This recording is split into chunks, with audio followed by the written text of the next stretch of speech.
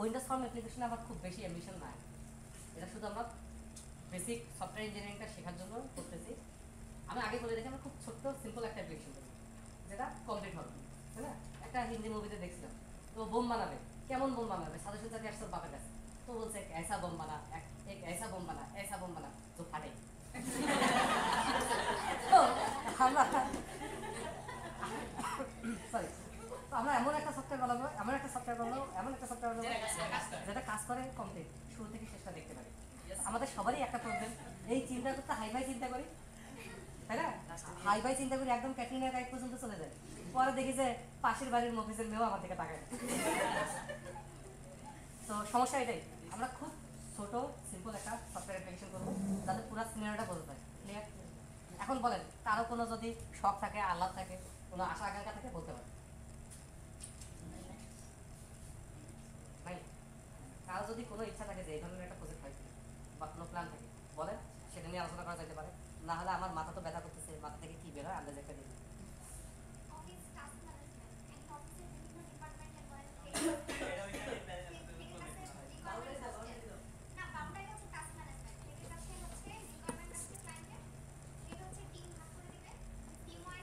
ওকে ওর অফিসের কাজ করে নিতেছে আমাদেরকে দিয়ে, তাই না? যদি পড়াশোনা হয় আমি নাই, খেলা হলে আছি।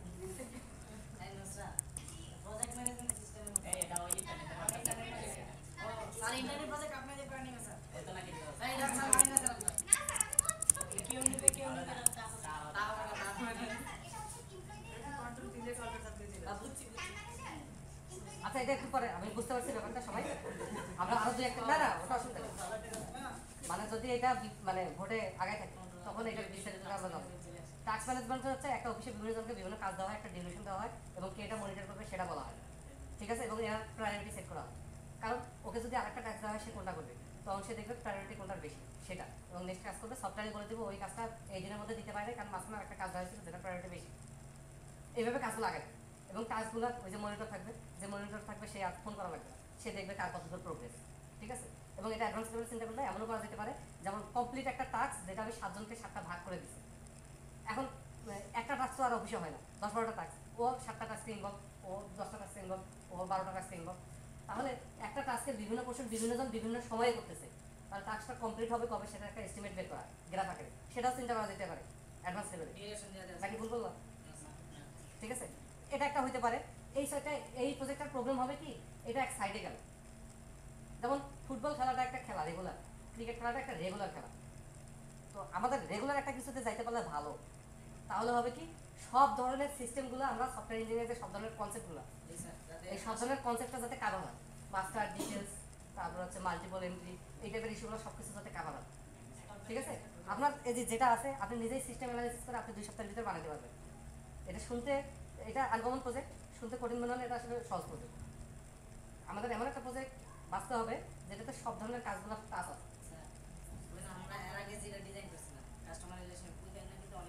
ওটা অনেক বড়, অনেক বড়, কিন্তু আপনাদের মাথা খারাপ হয়ে যাবে, অনেকের মাথা কাট করে যাবে, ওইটা প্রফেশনাল লেভেলের লোকজন, হ্যাঁ ওইটা পরের প্রজেক্ট হিসেবে বিবেচনা করা যেতে পারে। এখানে যেটা আমার খুব ছোট, জি স্যার বলেন। অ্যাকাউন্টে আবার একটু ঝামেলা আছে গ্রুপ, তবে অ্যাকাউন্ট ম্যানেজমেন্টও করা যেতে পারে, কিছু কনসেপ্ট ক্লিয়ার হয়ে যাবে। এটা খুব খ্যাত একটা ব্যাপার, অ্যাকাউন্ট, পজ, লাইব্রেরি, কিন্তু এই বলে অ্যাভয়েড করার উপায় নাই, আমরা তো কাজ শেখার জন্য করতেছি, দেখার জন্য, ব্যক্তি করার জন্য। এই স্যার ওই যে অনেক দিকে চলে যাবে, থানা আবার পুলিশের কাছে যাইতে হবে। আচ্ছা এত কথা বলা লাভ নাই, যদি সব কাজ আমরা শিখতে চাই বা ধরতে চাই আমাদের সিম্পলে যেতে হবে, সিম্পল পজ, যে ডাটাবেসটা অ্যাক্সেস করছি এত বড় না, শুধু সেল থাকবে, সেল থাকলে আপনি পরবর্তীতে পারচেস প্র্যাকটিস করে নেবেন, শুধু সেল থাকবে, প্রোডাক্ট থাকবে, আর নর্মাল ইউনিট মেজারমেন্টগুলো থাকবে, এটা হলে এটা কমপ্লিট করা যাবে। অথবা অ্যাকাউন্টিংটা একদম সিম্পল জিনিসে করা যেতে পারে, বেসিক অ্যাকাউন্টিং, শুধু আপনার বিভিন্ন ধরনের খরচ, টাকা পয়সার লেনদেনের তথ্যগুলো থাকবে, এই দুটাতে যাওয়া যেতে পারে, সেটাতে সবগুলো টাস্ক আসে, সব ধরনের ব্যাপারগুলো আসে এবং ছোটো হয়, খুব তাড়াতাড়ি শেষ করা যাবে, ওইটাও একটু বড় হয়ে যাবে। তো ভাবার সময় খুব সুন্দর করে ভাবছি, করার সময় অত সুন্দর করে করতে গেলে আমরা অনেক সময় চলে যাবে। ঠিক আছে, এই প্রজেক্টটা আমি আপনাদের কাজ দেবো না, আবার দিতেও পারি, সেটাও খুব অল্প পরিসরে, কিন্তু এই প্রজেক্টের সম্পূর্ণ দায়িত্ব আমার, বোঝায় বোঝায় পুরো কাজটা করে দেবো। এখানে শুধু বুঝবেন শিখবেন, ওই জন্য বলছি এখানে সব ধরনের ব্যাপার উপস্থিত থাকলেই হয়। তাহলে স্যার ওইটা থেকে দেখুন একটা সাইড নিয়ে আমরা করি ওটা বললাম পজ না হয় অ্যাকাউন্টিং, কিন্তু নট বোথ। স্যার পজের সাথে তাহলে অ্যাকাউন্টিং আমরা ছোট পরিসরে একটা করি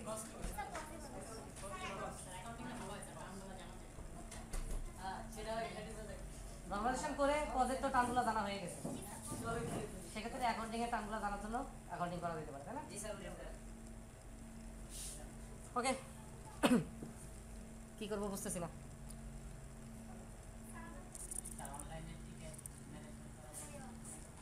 সেটাও করা যায়, কিন্তু সহজ রকম তো সব মাইরা লাইছে।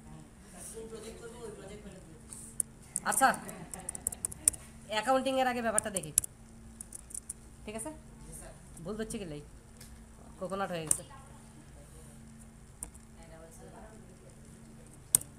অ্যাকাউন্টিং এ যেটা থাকে হেড, খাত অনুযায়ী ইয়া হয়, খরচ হয়, খাত। এই খাতগুলো কি কি পড়া জানা যাবে? খাতগুলোকে আমরা বলতে পারি হেড অথবা গ্রুপ। এগুলো হয় অ্যাসেট, লায়াবিলিটি, ইনকাম, এক্সপেন্স, এইভাবে। এই হেডগুলোর আন্ডারে আবার বিভিন্ন লেজার থাকে। লেজার মানে, লেজারটা আসলে খাত। এই লেজারগুলো অর্গানাইজ থাকে হেড অথবা গ্রুপের আন্ডারে। কোনটা এক্সপেন্স, যেমন এমপ্লয়িরা এক্সপেন্স, অফিসের যে খরচ আছে এটা এক্সপেন্স, অফিসের জন্য যে কেনাকাটা করা হয় এটা এক্সপেন্স। ঠিক আছে, তাহলে এই যে খাতগুলা, সেই খাতগুলোকে আমার মেনটেন করতে হবে লেজারের মাধ্যমে। লেজার মানে আলাদা আলাদা খাতাগুলা, কাস্টমারদের আলাদা, সাপ্লায়ারদের আলাদা, সব আলাদা আলাদা লেজার। যার সাথে আমার লেনদেন আছে সেও লেজার। মজার ব্যাপার হচ্ছে আমার একটা ব্যাংক অ্যাকাউন্ট আছে, সেটাও লেজার। আমার একটা বিকাশ অ্যাকাউন্ট আছে, সেটাও লেজার। এই লেজারগুলোর মধ্যে আমার টাকা লেনদেন হবে। সবাই কি বুঝতেছি?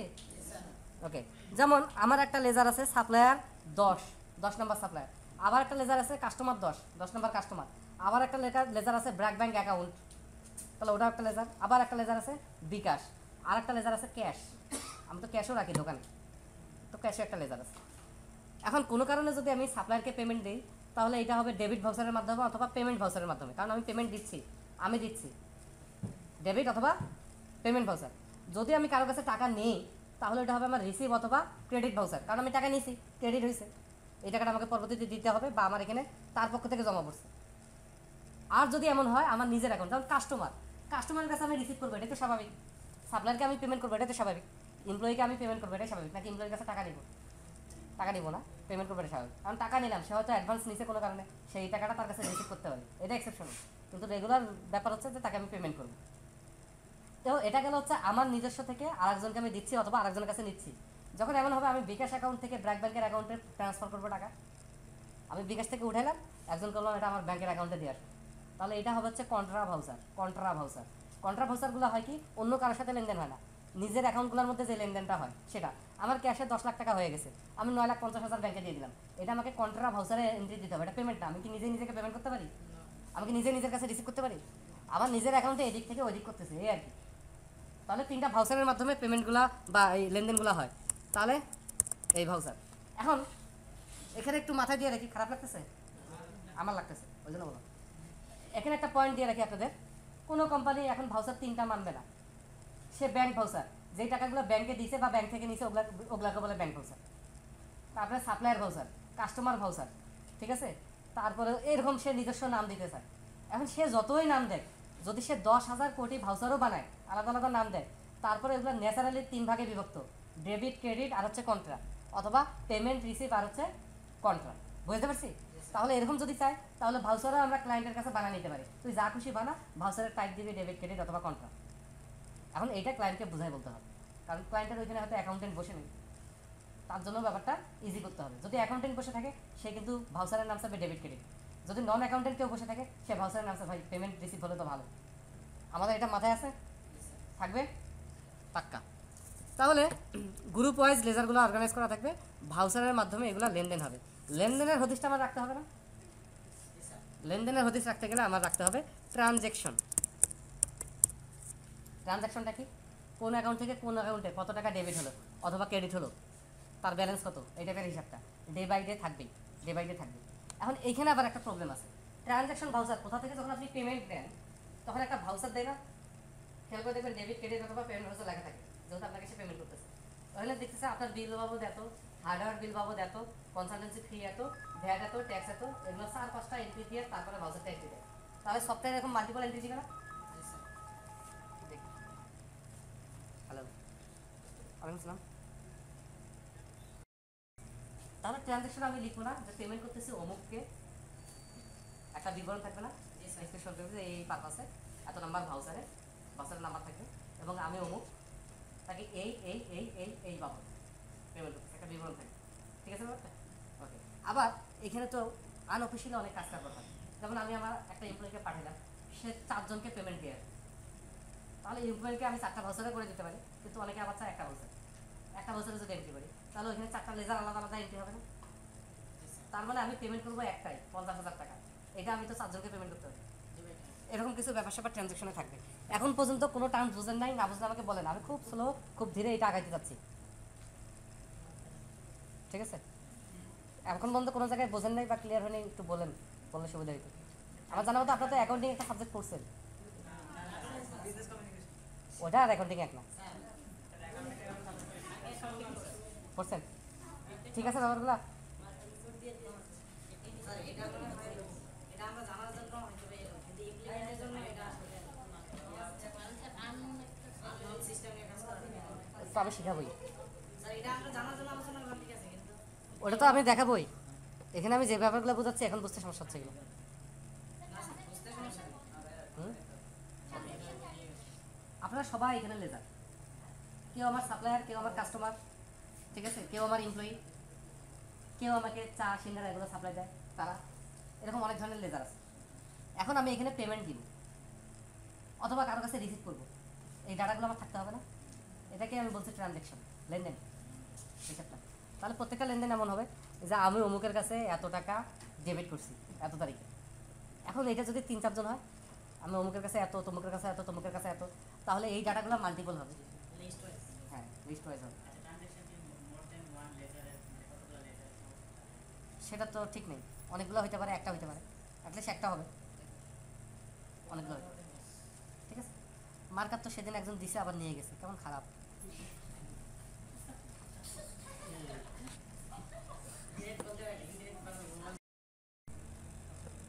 কন্ট্রোল ইন্টার, তাহলে প্রথমে আমি টেবিলের ফরম্যাটের মতো নেই, ইনসার্ট টেবিল, কারণ একসাথে অনেক বেশি করলে তো আমার ঝামেলা। প্রথমে টেবিলটা আমি নেই হেড, ঠিক আছে, হেড অথবা গ্রুপ যে কোনো নামে নেওয়া যায়, দুইটাই কিওয়ার্ডের সাথে মিলবে। হেডের কি থাকবে? হেডের একটা নেম থাকবে, যেমন অ্যাসেট, লায়াবিলিটি। ওকে, হেডের একটা ডিসক্রিপশন থাকবে। হেডটা আবার হেডের আন্ডার হবে না? অ্যাসেটের আন্ডারে কিছু হেড, ওই যে ক্যাটাগরির মতো, মনে আছে? ক্যাটাগরির মতোই, ক্যাটাগরির আন্ডারে ক্যাটাগরি, ক্যাটাগরির আন্ডারে ক্যাটাগরি, ও আবার কোনো ক্যাটাগরির মধ্যে। তাহলে হেডে আমি আবার রাখবো হচ্ছে, বোঝা গেছে? এখন সফটওয়্যার ম্যানেজ করার জন্য যেই হেড 4টা বেসিক থাকবেই, ওটা তার কোনো চেঞ্জ নেই, অ্যাসেট ইজ অ্যাসেট। এখন আপনি যেই অ্যাকাউন্টেন্টে হন আর যেখানেই পড়েন, আপনাকে অ্যাসেটকে অ্যাসেটই বলতে হবে, ওটা আপনি অন্য নামে বলতে পারবেন না, রিনেমও করতে পারবেন না। ঠিক আছে ব্যাপারটা? ওকে, সেক্ষেত্রে আমরা প্রত্যেকটা হেডের সাথে নিব হচ্ছে বেসিক হেড। যদি কেউ শুধু অ্যাসেট দেখতে চায়, অ্যাসেটটা আমরা সামারাইজ করবো, বা এটা আমি ঝামেলা না করি, থাক থাক থাক, হেড আইডি থাক, ওটাই থাক, পরে আমি এগুলো বলে দেবো না, আপনারা ইনহ্যান্স করে নিন।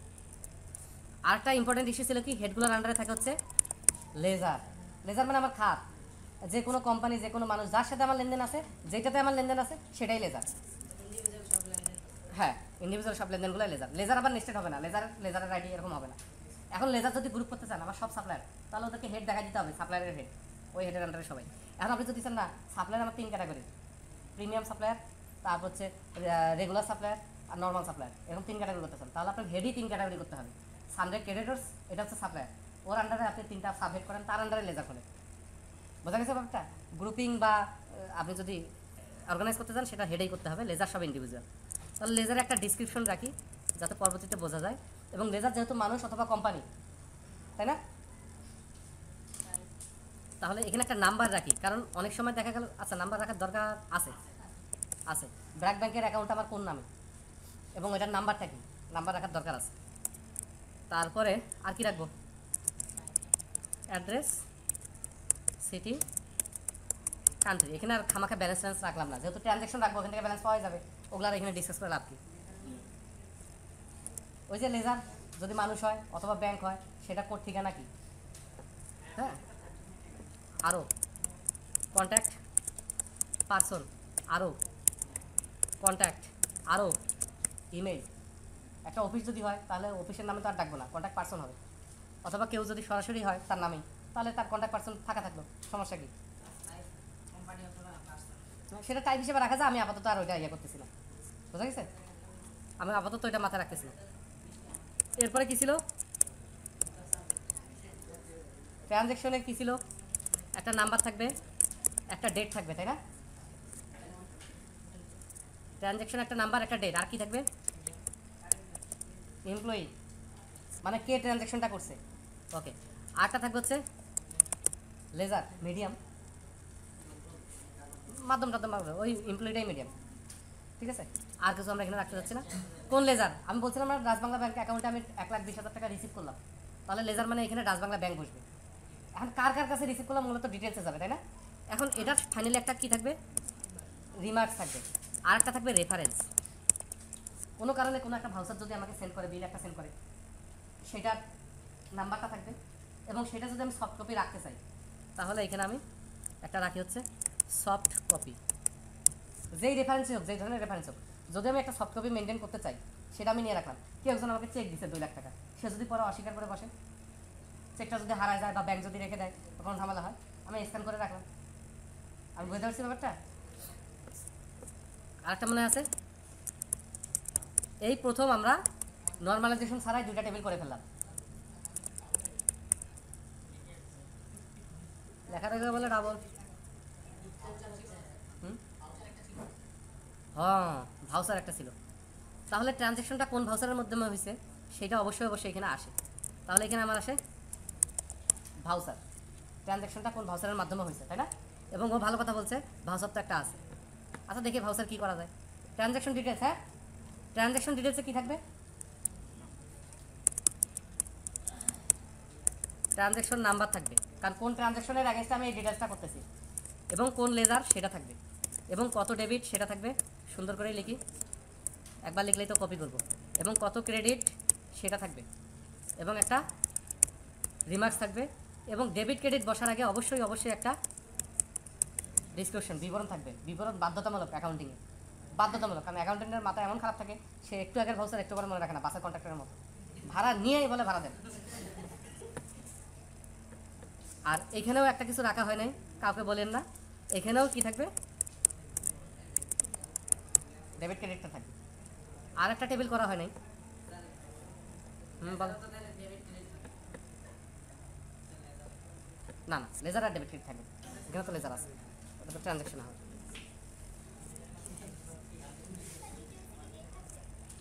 ডিটেলস আর ডেট থাকবে না, কারণ এটা ডিটেলস তো, এখানে তো ডেট আছে। দেখেন যেটা মেইন সেটাতে একবার যে ডাটাগুলো সেটা থাকবে, আর যেটা সাপ সেটাতে বারবার ডাটাগুলো থাকবে। এখানে তো ডেট আছেই, তাহলে ট্রানজ্যাকশন নাম্বার দিয়ে আমি ডেট কোন ভাউচার হয়েছে সেটা সব বের করতে পারবো, কোনো সমস্যা কিন্তু নাই। আচ্ছা এই সিস্টেমটাতে একটা ব্যাপার ভালো হবে, আমাদের ভিউ স্টোর প্রসিডিউর এগুলো ভালো শেখা হবে। এখানে কিছু ব্যাপার কিছু ঝামেলা আছে, তো এটা কিন্তু আপনাদের আজকে ক্লিয়ার হবে না, প্রজেক্টটা কমপ্লিট হওয়ার পর তারপর আপনাদের ধীরে ধীরে সব কিছু ক্লিয়ার হবে যখন আপনি ইউজ করবেন, ঠিক আছে। তো এটা আমরা শেখার জন্য নিছি, এত সিরিয়াস হওয়ার কিছু নাই। আপনারা যেভাবে মুখ চোখ কালো করে ফেলছেন ওইরকম কিছু না ব্যাপার। হ্যাঁ তাহলে ইয়া কি বলবেন, ওই যে এক লোকের বিবরণ, লোকটা কি কালো, সে আনসার দিতে পারেনি, বলছে না ভাইয়া যদি আরেকটু ফর্সা হইতো তাহলে কালো বলা যেত। আপনারা কালো হলে সেই লোক কি,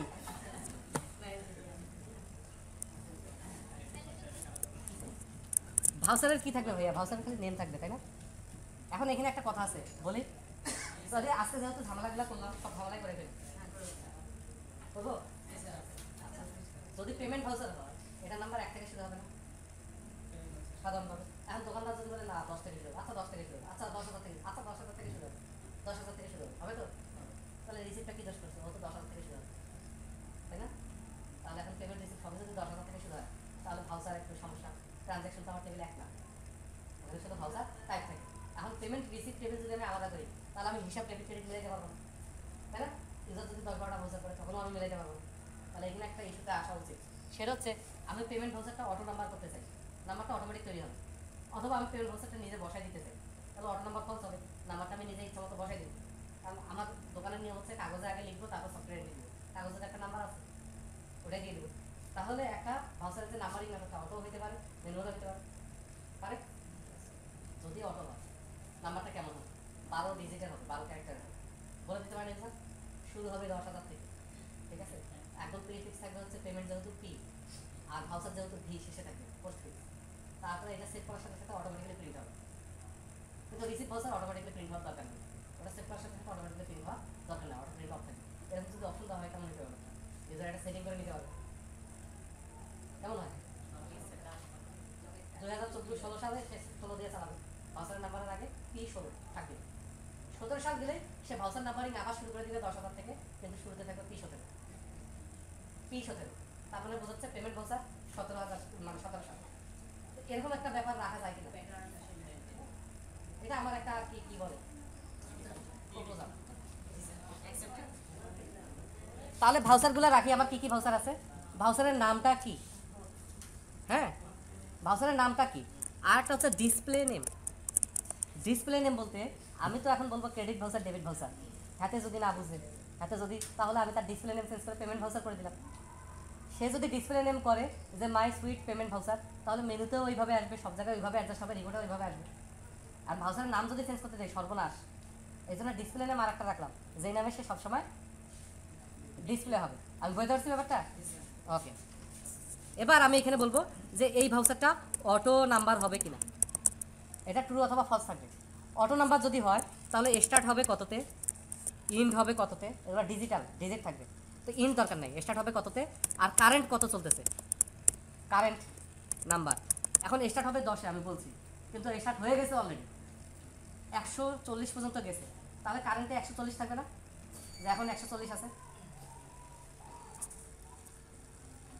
তারপরে অটো প্রিন্ট, সেভ করার সাথে সাথে প্রিন্ট হয়ে যাবে কিনা, আর এটার হচ্ছে লেন্থ। এখন ভাউচারের নাম্বার হচ্ছে 140 দেখতে এতটুকু হবে, তাই না? আর হচ্ছে 12,10,230, ওটা এত বড় হবে। আমি যদি 140-এর আগে 6টা 00 বসাই দিতে পারি, সমস্যা কি? তাহলে সব ভাউচারের নাম্বারগুলো সমান সমান থাকবে, দেখতে সুন্দর হবে। আসলে ভাউচারের নাম্বারের আগে 0 বসাই দেয়, এই জন্য আমি লেন্থ নিলাম। যদি 8 বলে যে কোনোভাবে হচ্ছে আমি 8 ডিজিট করে ফেলবো। 7 নম্বর ভাউচারের আগে 7টা 0 বসবে, 12 নম্বর ভাউচারের আগে 6টা 0 বসবে, এভাবে আমি 8টা করে ফেলবো, 8টা করে ফেলবো। কেমন হয়? নাকি খুব খারাপ হয়? তাহলে প্রিন্ট হবে কিনা, অটো নাম্বার হবে কিনা, কারেন্ট নাম্বার, স্টার্ট, আরও 2টা আছে, ওরে আল্লাহ, প্রিফিক্স। ভাউচারের নাম্বার শুরুতে কি বসবে? প্রি হলে পোস্ট, ঠিক আছে? তাহলে এই যে ভাউচারগুলো আমরা এইভাবে রাখলাম। এবার রিকোয়ারমেন্ট অ্যানালাইসিস করে তো এটা পাইলাম, খুব সহজ, খুব সিম্পল। এটা একদম ছোট হবে, খুব তাড়াতাড়ি আমরা শেষ করতে পারবো, এবং এটাতে ট্রিভিউ, নেস্টেড, এমএলএম সিস্টেম সব ক্লিয়ার হয়ে যাবে। কথা দিচ্ছে প্রাণ, হ্যাঁ প্রাণের কথা বিশ্বাস নেই।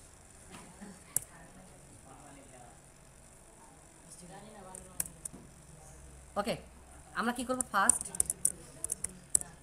নর্মাল ফর্ম, কি যেন বলছিল ওইখানে বড় ভাই, পিকে অ্যান্ড একটু অত লিখতে পারবো না, অসুস্থ মানুষ। তবে আমি একটা ব্যাপার খেয়াল করছি, হাতের লেখা আমার যতই খারাপ হোক, যখন কম্পিউটার লিখে কেন আর খারাপ হয় না, একই রকম থাকে, এরকম কোনো চেঞ্জ হয় না, এটা একটা আশ্চর্য ব্যাপার। ওকে, তাহলে হেডের আমি একটা আইডি দিব, যদিও প্রত্যেকটা হেডের আলাদা আলাদা নাম হবে, নামটাই প্রাইমারি কি করা যায়, কিন্তু আমরা জানি যে নামটাকে প্রাইমারি কি করলে সর্বনাশ হয়ে যাবে, আমরা ওইটাকে আসলে ইউনিক করব, আর প্রাইমারিকে আইডি নিয়ে এক্সট্রা করব। তারপরে লেজারে গিয়ে আমরা একটা আইডি নিব, ট্রানজ্যাকশনে গিয়েও আমরা একটা আইডি নিব, এবং ট্রানজ্যাকশন ডিটেলসে গিয়েও আমরা একটা আইডি নেব, এবং ভাউচারে গিয়েও আমি একটা আইডি নিব। ওকে, ডান্স। এবার ফরেন কি খুঁজতে গেলে হেড আইডি আগে দিয়ে দিছি, এটা আগে দেওয়া উচিত হয় নাই, এখন এসে হবে হেড আইডি, তাই না? মানে হেড নামে একটা টেবিল আছে, এখানে এসে দেখি তো কোনো টেবিল আছে কিনা, একটু দেখি। আচ্ছা, এখানে একটা ব্যাপার আমরা প্রায়োরিটি দিই, নামের পরেই নাম্বারটা হবে, নামের পরেই নাম্বারটা দিয়ে দিই, ঠিক আছে? এটা আগে ভুল ছিল, কারণ মনোযোগ নাই। ট্রানজ্যাকশনে আমরা নাম্বার, ট্রানজ্যাকশনের নাম্বার, ডেট, ভাউচার যেহেতু আলাদা টেবিল আছে, ভাউচার আইডি, তাই না?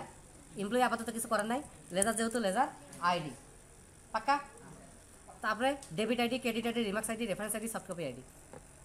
ট্রানজ্যাকশন ডিটেলসে এসে ট্রানজ্যাকশন নাম্বার আর বসবে না, যেহেতু ট্রানজ্যাকশন টেবিলে আইডি নামে একজন আছে, অতএব এখানে ট্রানজ্যাকশন আইডি বসবে। নাম্বার তো আমরা রাখবো না, কারণ নাম্বার তো হবে ক্যারেক্টার এবং অনেক বড়, ওটা আমার জায়গা নিয়ে নেবে বেশি।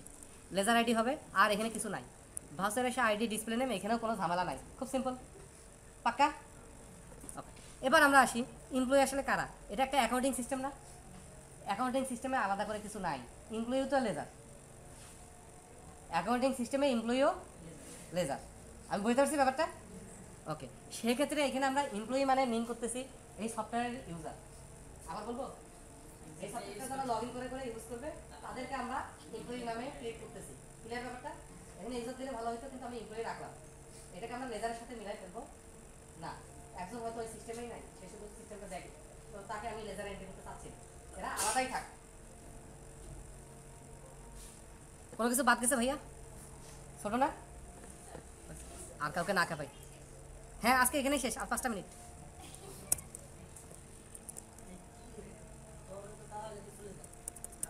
এটা নিয়ে আমরা ঝগড়া না করি। সেকেন্ড নর্মাল ফর্ম, সেকেন্ড বানান ভুল হলো নাকি? আচ্ছা, এখানে আমরা বলবো কি, make new table with common data field, তারপরে কমা দিয়ে ডিফাইন প্রাইমারি কি আর হচ্ছে ফরেন কি। তাহলে হেডে এখানে কমন কিছু নাই, তাই না? লেজারে এসে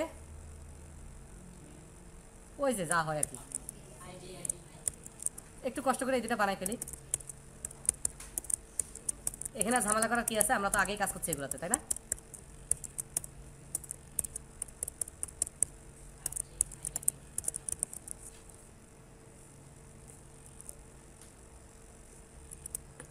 ওকে, ট্রানজ্যাকশনে কমন কিছু আছে। এমপ্লয়ি, এমপ্লয়িকে আমরা যদি টেবিলে নেই, তাহলে এমপ্লয়ির আইডি রাখি, নেম রাখি, আর জাস্ট ইমেল লগ ইন করার জন্য, আর শুধুমাত্র পাসওয়ার্ড। আর কোনো ঝামেলা করবো না। এটা এমপ্লয়ি ম্যানেজমেন্ট সিস্টেম না, বা লগ ইন ম্যানেজমেন্ট সিস্টেম না, এটা জাস্ট একটা বার্গার।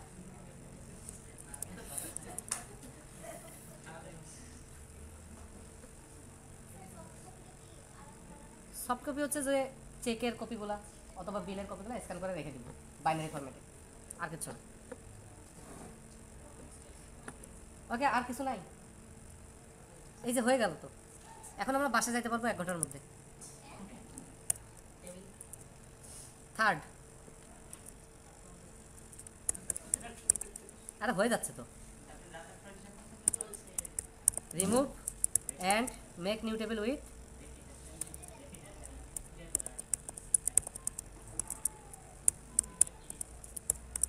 যা একবারে লিখে দিচ্ছি, হয়েছে তো। ইরেগুলার ডাটাকে আর রিপিটেডকে,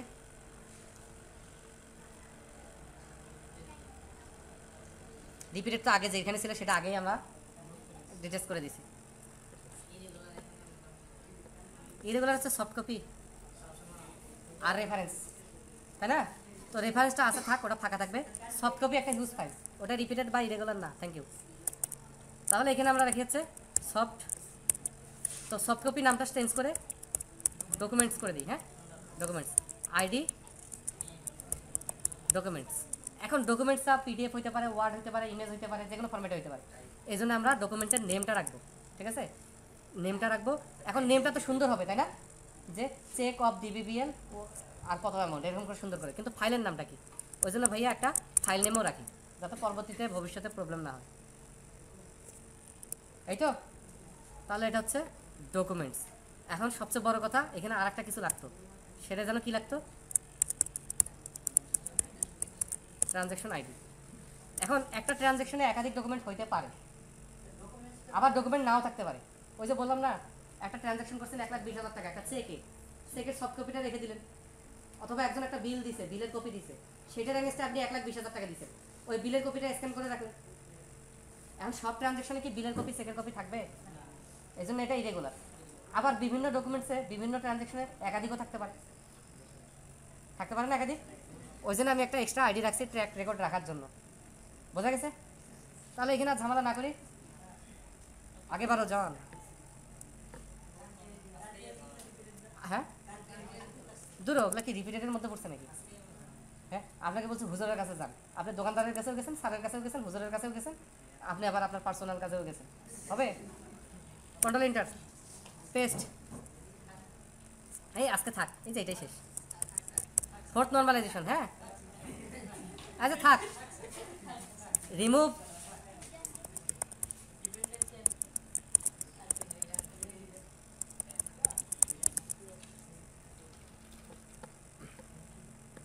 এই কান্ট্রি আইডি বাদ যাবে। কই থেকে?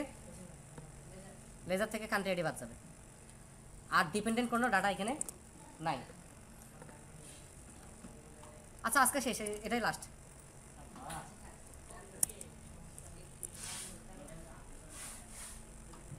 এই যে এটাই লাস্ট।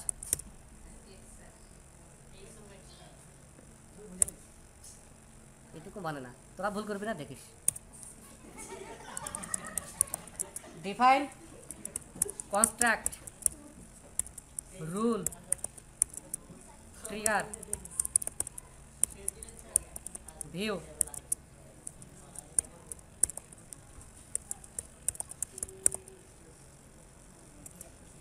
এই হলো ঘটনা, ছোট ঘটনা, সিম্পল ঘটনা। এটা ইউনিক, তাই না? ইউনিকগুলো বোল্ড করি, আলাদা যেগুলো বোল্ড দেখবো মনে করবো যে এটা ইউনিক করতে হবে।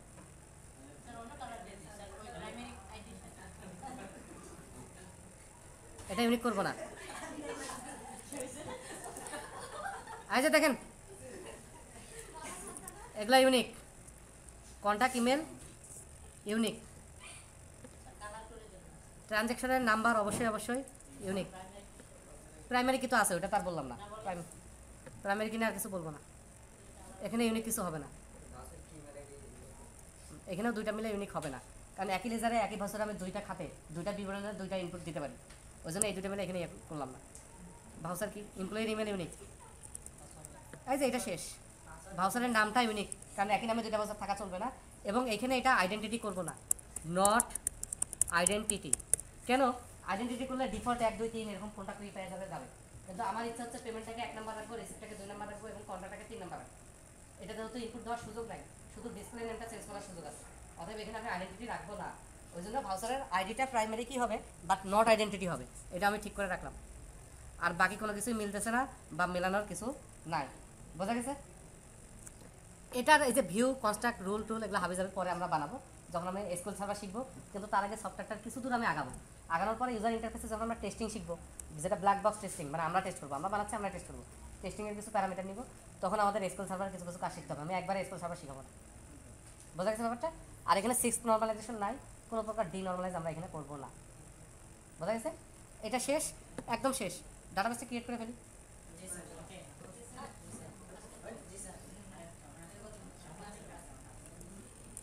এই তো জাস্ট এখানে কপি করবো,